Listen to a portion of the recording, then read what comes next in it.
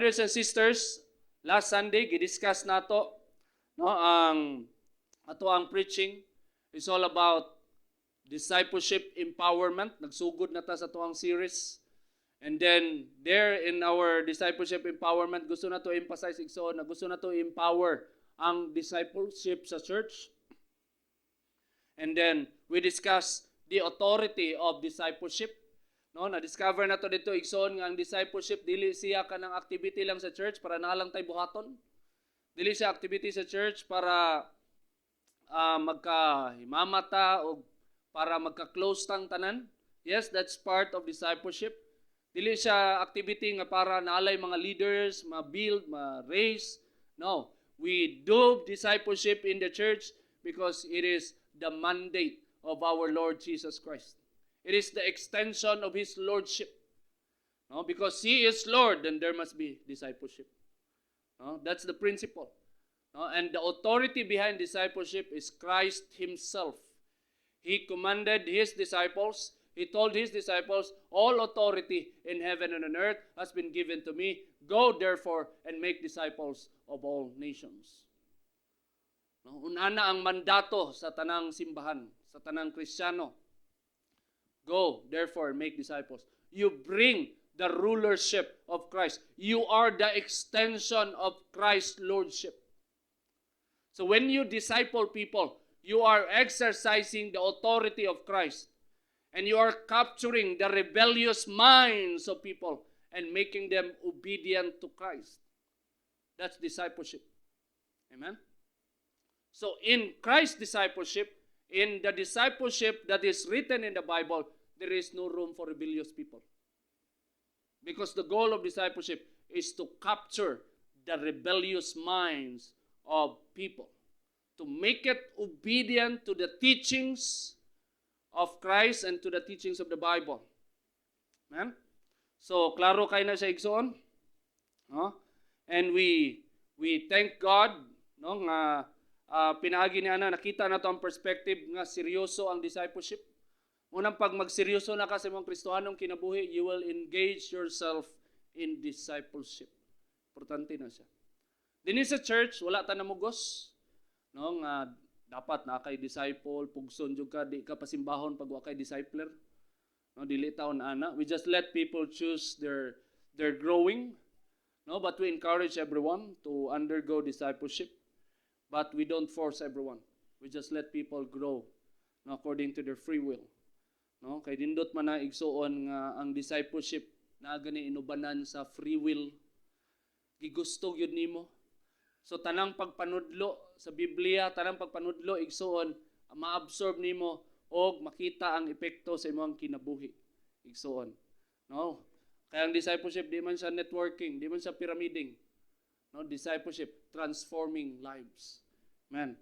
So right now, ato ang discussion since discipleship empowerment will not be done without the two kinds of people in the church, and that is the disciple and the discipler. So kung gusto ka ma-empower ang discipleship sa sulod sa church, kailangan i-empower nimo ang disciple o ang discipler. How will you empower the disciple and the discipler?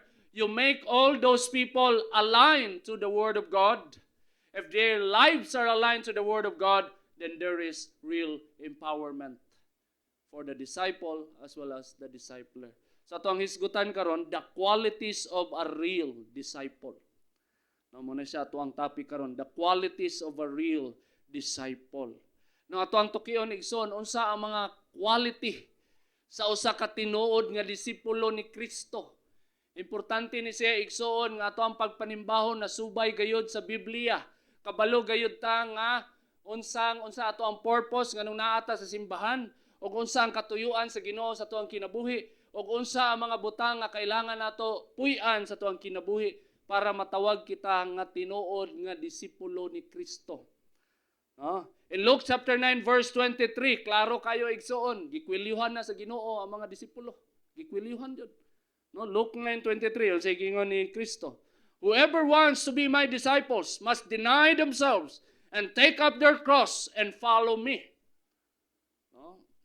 And that statement, it sounds like not a prosperity preacher. You cannot hear this verse in prosperity churches. Now that you challenge people to deny themselves, take up their cross daily, and follow Jesus. And this is the words of Jesus. No, if you want to be His disciples, then you must do this. You must deny yourself. You must take up your cross, and you must follow Him. And out from that verse, we will reflect the three qualities for today that a disciple, a real disciple of Jesus should have. Number one, you are a real disciple if you are selfless. Selfless. Please repeat after me. Selfless. Selfless. Now, you know, brothers and sisters, it's so hard to follow Jesus if you always think of yourself and yourself alone. It's so hard to follow Jesus if your life revolves around you. Kung imuhang kinabuhi, dito ra nagtuyok sa imuhang sariling damgo sa kinabuhi, mga goals, aspirations, dito lang nakasintro sa imuhang kinabuhi. Igsoon, ikaw ang sintro sa imuhang kinabuhi. And you want to follow Jesus, you cannot follow, you cannot survive even a single day. Because the first statement that you will read in the Bible, if you want to be a disciple of Jesus, you must deny yourself. You must deny yourself. And that is very challenging. That means selflessness. That your focus in your life is Christ alone. Your dreams and your hopes in life, they revolves around you? No. They should revolve around Jesus. Tanang damgos kinabuhi. Tanang pangarap nimo. Love life nga gusto nimo, dito na magtuyok kang Kristo. Amen? Kay pag dili na kang Kristo magtuyok, igsoon, magpasagar na jud ka. And you will face the consequence. You will mess your life. Daghan kay nakita na. Faithful kay sa sugod, loyal kayo. Ug sa dihang pag-abot sa unahan igsoon. Gigamit rang uyab-uyab. Nihawa sa bakan sa Ginoo. Ano man, abi na mo si Kristo, dito siya nagtuyok kay Kristo. Dito man dahil sa desire nga makauyab. Na magka-love life. Wala. Wa siya ni survive. No? Now, what does it mean when you say deny yourself? We can read that in context in verse 24, following the Luke 9:23. Mas masabtan naton sa pasabot ni Kristo. In Luke 24, chapter 9, verse 24, gingon din ni, if you try to hang on to your life, you will lose it. According to Jesus. That's the following verse. No? If you try to hang on to your life, you will lose it. But if you give up your life for my sake, you will save it. That's the meaning of denying yourself. When Christ said, if you want to be my disciple, deny yourself. Which means you give up yourself. Don't hang on to your life. Don't hold on to your life. Give up your life for Christ's sake and you will save it. You will save your life. Give up everything for Christ and you will save it. Give up your dreams for Christ and you will save your dreams. Give up your desires for Christ and you will see that God is fulfilling all those desires in His own way. Amen? No, that's the meaning.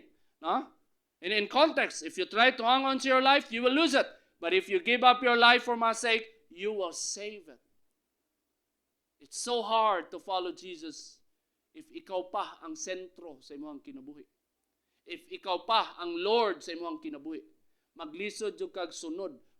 Maglisod yung kag follow sa Ginoo igsoon.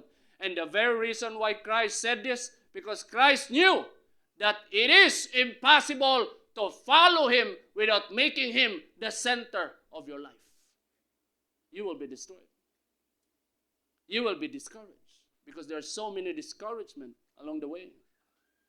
But if Christ is the center, if Christ is the reason why you are moving forward, why you are attending church, why you are reading your Bible, why you are attending prayer meeting, then you will save your life. You will glorify God and you will see God's faithfulness in your life. brothers and sisters. No? So importante kayo. No? Nga ang usa ka disipulo, selfless. Ina mong katapad, be selfless. Problema, wa may katapad ang uban. So, there's no self here. No? So, brothers and sisters, no? Remember that principle? A real disciple is a selfless disciple. Amen? Ay mga una-una, ay mga kasing-kasing kay Kristo lang. Wala na ilain. No? In Philippians chapter 2, verse 3, gingon din ni Apostle Paul, do nothing out of selfish ambition or vain conceit. Rather, in humility, value others above yourselves. Now, if you are selfless and you will apply that in your life, you will value others more than yourself. You will value people more than yourself. You will think of other people and you will think less of yourselves. That's being selfless. Amen? So, sa unsa na pagi igsuon ma-value nimo ang mga tao labaw sa imuha. Imong ginikanan, musugot lang ba ka? Nga mamatay sila, wa sila kadungog kay Jesus. Musugot ba ka nga imong mga silingan, igala nimo mga friends, wa sila kaila kay Jesus? If you value them more than yourself, you should find ways to bring them to the Lord. That's how we value people. Amen? That's how we value people. We share the gospel. We invite them. We bring them to church. We let them hear the gospel, the word of God, because we know if they will listen and if they will obey God's word, they will be saved. Selflessness is necessary to do that kind of job. May tabo lang na igsoon. Pag mabot na kasi mong Christianity nga selfless ka. Di na ka mag-isip unsa ka, kinsa ka, unsay mong titulo, unsa ang pananaw nimo sa imong kaugalingon, unsay pananaw sa mga tao sa imo. You don't mind all those things because you are so focused on Christ and Christ alone. And you value Christ above your life, and you value the people whom Christ loved above your life, and you want them to experience Christ in their life, my dear brothers and sisters. Thoughts to keep. To be a disciple of Jesus, you must be selfless. That's the first one. Second, you are selfless when you lose your life for the sake of Christ. Amen? You are selfless when you lose your life for the sake of Christ. Amen? Na yung misinterpretation sa being selfless. Na pag ma-follow ka kay Jesus, selfless ka, mapobre ka, baligya ni mo tanang giriyonan, wa na kay bayad, kaya naman ko'y gibuhat, prinsipi siya sa Middle East ba? Tapos na-Christianize siya, so iyang gibiyaan tanan. So ang problema niya karon wala siya pangbayad og kuryente. Wala siya pangbayad og kuryente. Pero nindot iyang testimony para sa iya makayong ko glory to God jud. Kaya kag prinsipi siya. Mayaman kay siya, gi-give up niya tanan, gitakwil man pud siya. Give up niya tanan, tapos nagminyo siya sa Pilipinas. Tapos nagpuyo siya dinhi sa Pilipinas.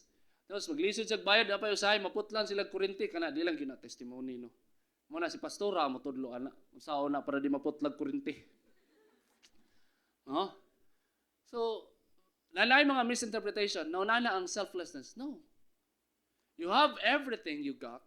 You are blessed. And you know that without Christ you are not blessed.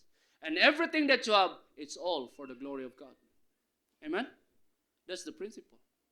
You are selfless if you consider everything that you have, it's only for the glory of God. And then, you are selfless if you value others above yourself. Selfless ka. Kung i-value nimo ang ubang tao, ay mong pamilya, labaw sa imong kaugalingon. Sa pasabot ana, you bring them to the Lord. Magpakaulaw ka.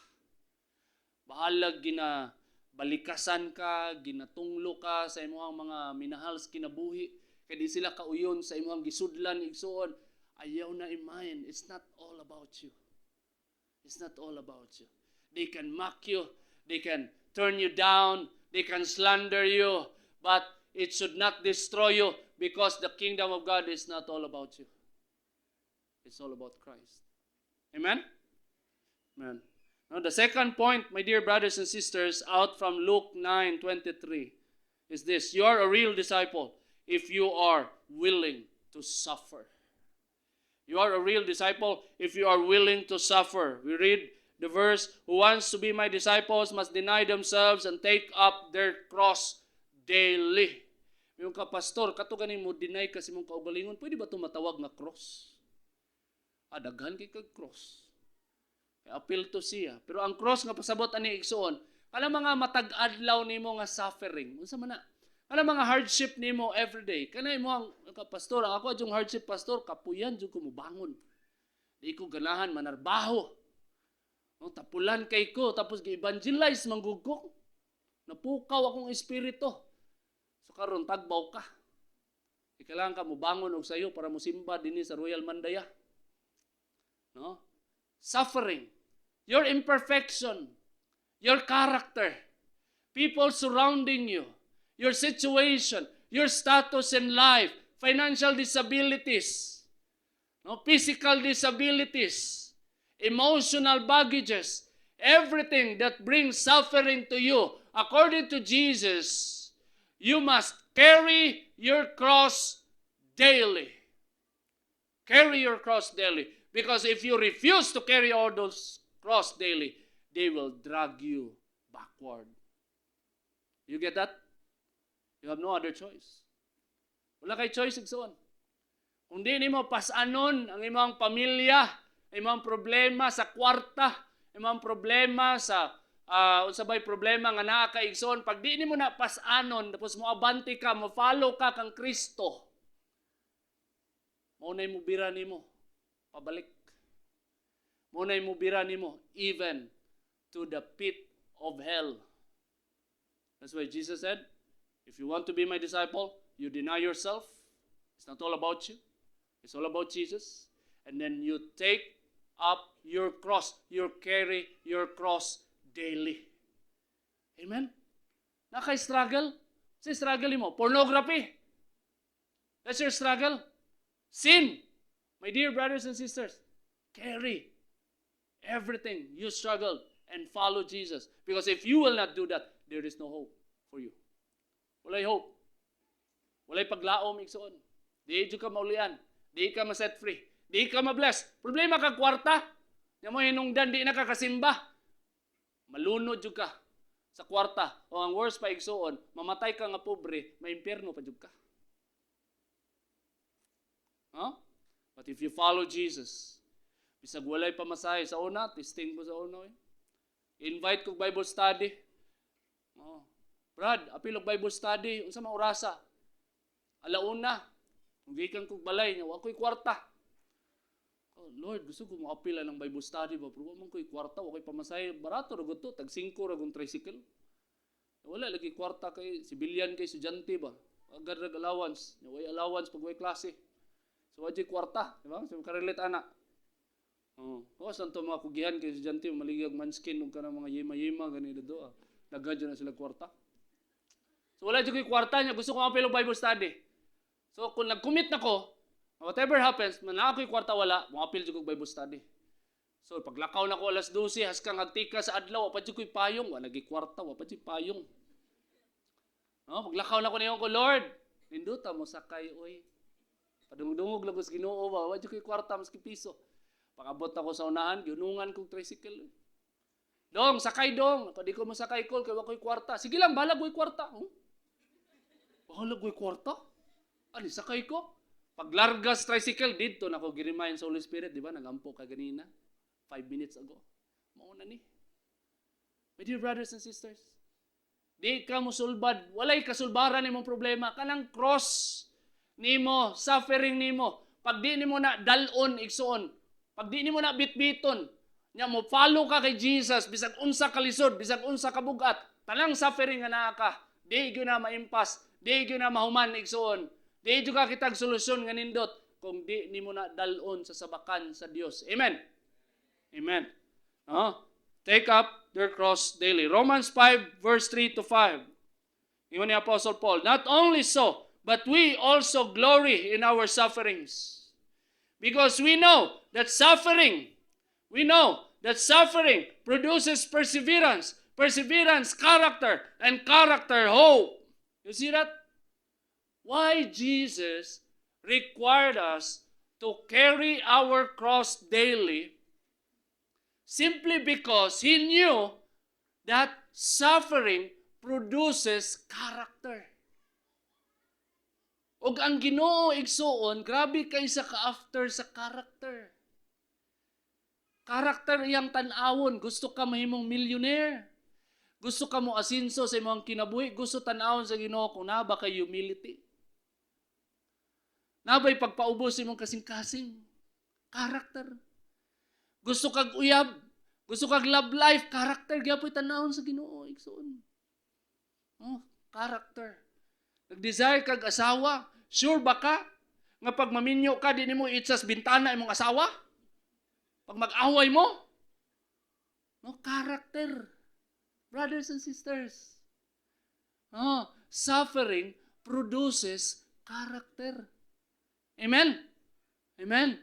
No, you are a real disciple if you are willing to suffer.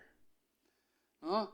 And according to Apostle Paul in verse 5, and hope does not put us to shame because God's love has been poured out into our hearts through the Holy Spirit who was given to us. No? And brothers and sisters, if you know the purpose of suffering, and you know that suffering produces perseverance, mulahutay ka. And perseverance mo produce og character. And character mo produce siyang paglaom. Pasabot na igsuon. Mabuild ka. Mamold ka sa Ginoo. Nga bisag unsa nga kusukuso sa imong kinabuhi igsuon, di jud ka mo give up, di jud ka mo surrender. Walay discouragement mo overcome nimo. Kay ngano man, kay nasanay na ka mo suffer. Og immune na ka of suffering. O tungod kay immune na ka, nasanay na ka nga mo-follow sa Ginoo in the midst of suffering, then you have this character and you have this hope in your heart. Mulahutay jud ka igsuon. Ang mga tao nga wa nasanay og kalisod igsuon, dili mulahutay. It's same with the virus concept. Pag ma-virusan ka, feeling nimo mamatay ka. Pag mo-survive ka, di na ka madutlan og virus. That's the same concept. No? Mao bitaw nang matingala ta. No, ang mga bata nga pobre ba? Nga pag mag-ulan gani, magdagandagan sa dalan nga nakahubo. Tapos magsalom-salom dato sa tubig nga sa kanal. Pero wa jud nagkasakit, wa nagka-cancer. Pero ang mga mayayaman nga, Mami, walang fork. Oh. Os, Mami, it's dirty. Limpyo na gud kaayo, pero dirty gihapon. No? Grabe mga sakit-sakit. O mo, natingala, anak. No? Atong panahon sa COVID, perti na natong face mask, nag-face shield pa ta, nagpa-vaccine pa ang uban. No, grabe ato ang protection ato ni halos imno na natong alcohol. Pero matingala ta katong naay buang sa kalsada, naglakaw-lakaw, wa jud na COVID.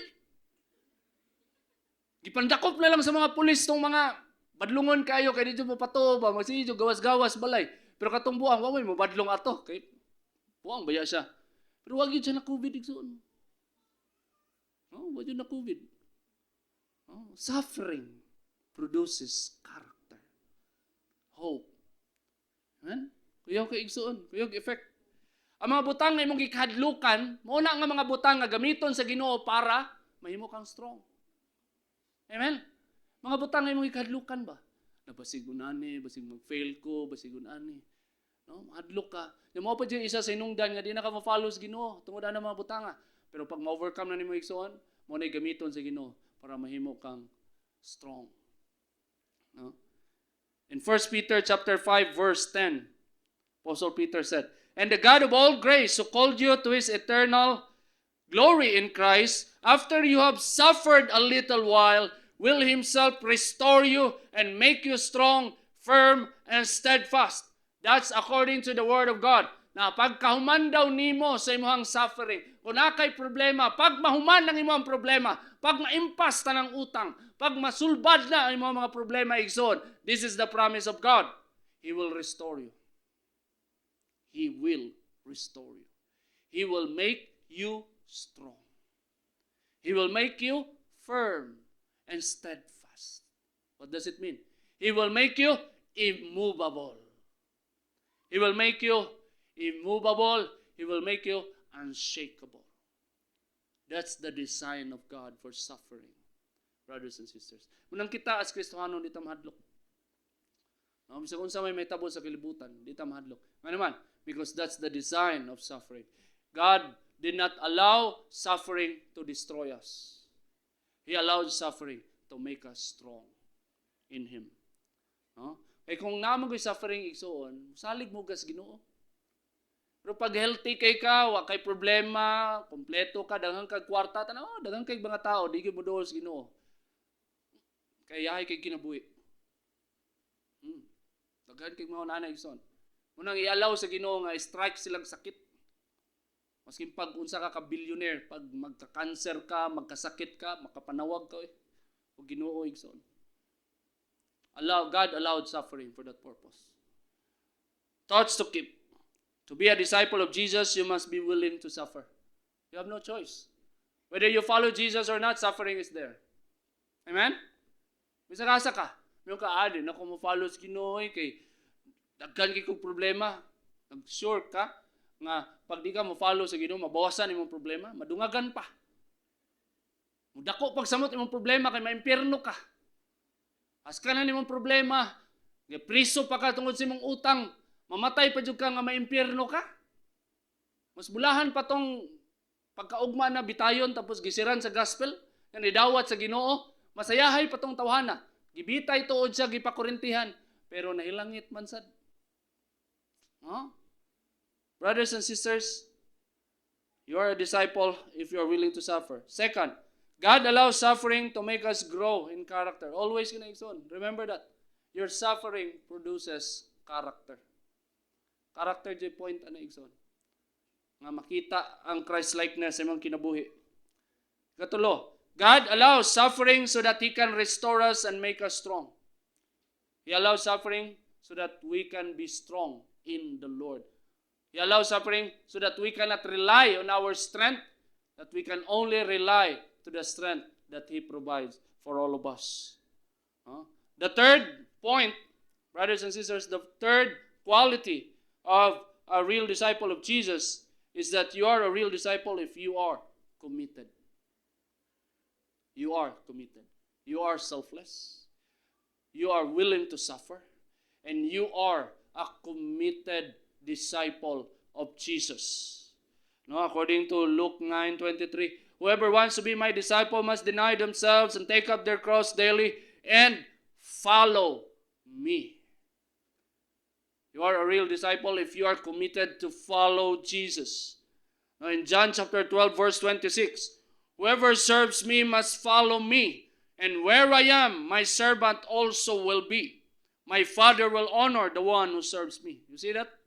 According to Jesus, whoever serves me must follow me. Gusto ka mga lagad sa Ginoo, musunod ka sa iya. And according to Jesus, bisag asa daw siya, dapat naa ka dito. Amen? Bisag asa. Kapila na ba't namalin ang SOGMC, Pastora? Kapila na, no? Kapito? Kapito na namalhin ng SOGMC. Gikan San Antonio. Nangyaka lang mga tao. Pagkaman, namalhin dito sa Buhulan. Lorings. Nay na di ay. Kulangan pa yun ako. Tiguang na juday ko. Kadaghan na nagbalhin-balhin. If you are not a follower of Jesus, you will not survive in that kind of situation. Na magsigig balhin-balhin ang church. Ang pinakanindot nga pagbalhin, karon. Siya, di ba ka mo follow sa Ginoo? Pasakyon kag elevator, may bayad. No? If you are a follower of Jesus, you will follow Him wherever He may lead you. No, mauna ato ang experience, mauna gingon sa Biblia. My servant, and where I am, my servant also will be. Kung asa daw ang Ginoo, dapat naa ka didto.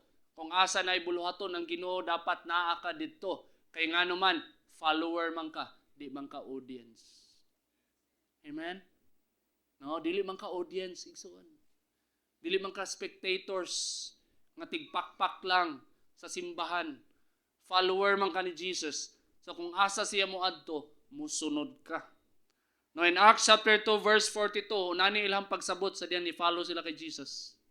Muna pagsabot sa mga disipulo sa unang panahon. They devoted themselves to the apostles' teaching and to fellowship, to the breaking of bread, and to prayer. You are a real disciple if you are a follower of Christ, and you are a follower of Christ if you are devoted to Christ. You are devoted to the apostles' teaching. Asa man na makuha ng teaching sa mga apostles, sa mga leaders? Church service. Church service.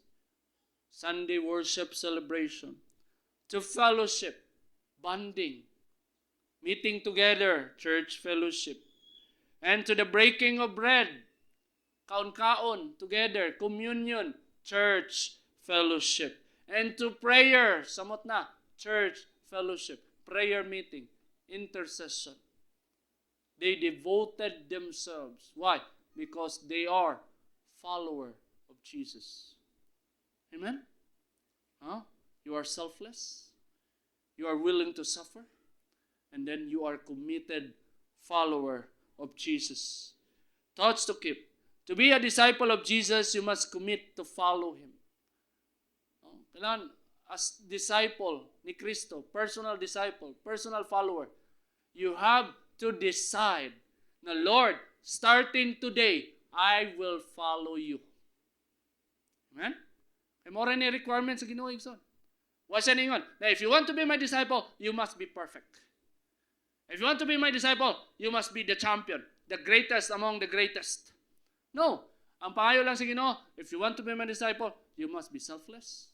You must deny yourself. You must be willing to suffer. You must carry your cross daily and follow Him. And you must follow Him. You must be committed. Follower. Amen? Mora na gipangayo sa Ginoo Igsoon. Sa tanan. If you will not do that, my dear brothers and sisters, sorry to tell you, according to Jesus, mula ni tinuod niya nga disipulo. Sabihin ka, Pastor, so dili gyud ay tanan tinuod nga disipulo, daghan magsimbahan jud. Mao nay subo pamalandungon igsoon.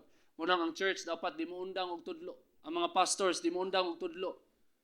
Unsay dapat matun-an sa mga church members that they should be real follower of Jesus. To be a disciple of Jesus, you must commit to follow Him. Second, if you are committed to Jesus, you will devote yourselves to church activities. Amen? You must devote yourselves to commit yourself to church activities. Na ato'y church member, natuan na mo ba, nag-mission mi na pastora sa una dito sa Kidapawan. Ang simbahan kay Assemblies of God. Unya na sila yung member niya, pag-simba, gamay rin sila, mga nalas 30. Tapos nag-mission mi ito, conduct me training. Tapos, na sila, nag-share tong elder nila dito, na sila yung mga member, na sila yung member nga dato dito. Pero nagsigilag madjong. Na sila yung member ba, sigig madjong. Pero, committed siya. No? Di siya mo simba, ipadala lang niya yung tithes sa madjong dito sa church. Ang tithes lang ang naa dito sa church. Pero ang katong naghatag sa tithes, walay simba-simba. Walay simba-simba. Na yung mga una-ana nga Kristiyano, igsoon. Na yung una nga mga Kristiyano. Na mo fulfill lang, no? Pero dili gyud totally committed. Dili gyud follower.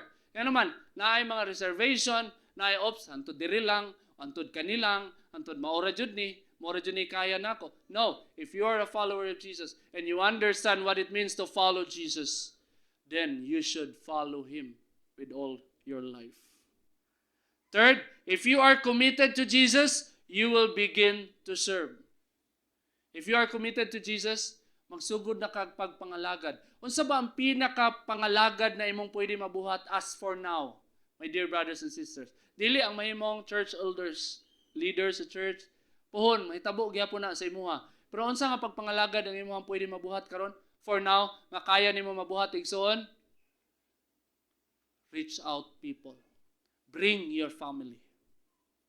Bring your wives. Bring your husbands. bring your siblings, your children, your relatives, your friends to church. And by doing so faithfully, you are serving the Lord. Amen? That's the easiest. That's the thing na pwede mabuhat sa tanan igsoon.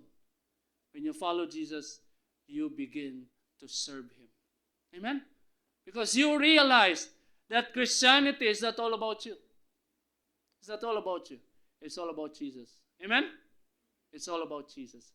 So bisag unsa nga kuso-kuso sa problema, bisag unsa nga discouragement nga imong makita sa unahan igsoon, di ka magpadala, di ka magpa-discourage, di nimo entertain. Bisag unsa nga pagpanlibak, bisag unsa nga pagpandaot sa imong kinabuhi, pag-destroy sa imong character, as long as you follow Jesus, nothing else will really try to destroy you.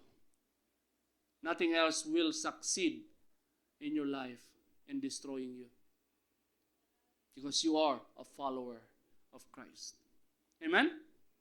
No? Sabta na ito na igsoon. Bisag unsaon pa, buhat sa kaaway, di jud ka ma-destroy. Basta mo follow lang jud ka. Committed ka kang Kristo. Word to remember, to be a real disciple of Jesus, you must lose your life for His sake, embrace suffering every day, and commit to follow until the end. Let us all stand.